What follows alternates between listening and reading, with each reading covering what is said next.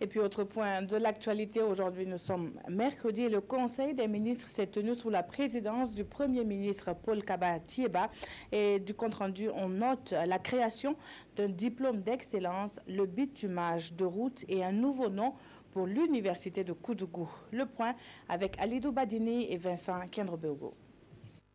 Débuté dans l'après-midi, le Conseil des ministres de ce vendredi s'est poursuivi jusqu'à 19h30 ce soir sous la présidence du Premier ministre Paul Kaba-Thiéba. Et au sortir de ce conseil, on peut retenir 4 points essentiels, tels que communiqués par le porte-parole du gouvernement.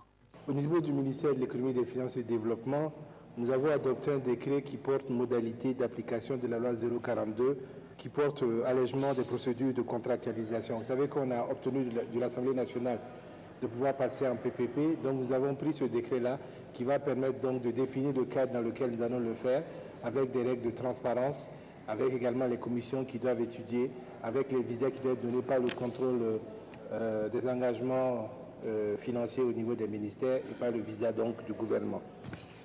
Au titre du ministère de la fonction publique, nous avons acté donc la création d'un diplôme d'excellence en administration publique à l'ENAM. Il s'agit donc de créer un vivier de hauts fonctionnaires éligibles donc à des nominations à des postes stratégiques. Cette formation va débuter donc en octobre 2017. C'est une formation qui a une durée comprise entre 24 et 30 mois et qui sera donc réalisée en partenariat avec l'École d'administration publique de Québec. Au titre du ministère des Enseignements supérieurs, de la recherche scientifique et de l'innovation, le Conseil a adopté un décret relatif donc au baptême de l'université de Koudougou.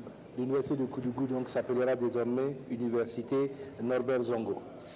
Au titre du ministère des Infrastructures, nous avons approuvé plutôt les résultats de l'appel d'offres pour la réalisation des travaux de construction de bitumage de la route nationale numéro 29 Manga-Zabré, qui est longue de 79 km. Sur le mouvement d'humeur des agents de l'économie et des finances, le gouvernement félicite les fonctionnaires qui ont décidé de s'engager dans le travail, selon Rémi Fulgence Dandino.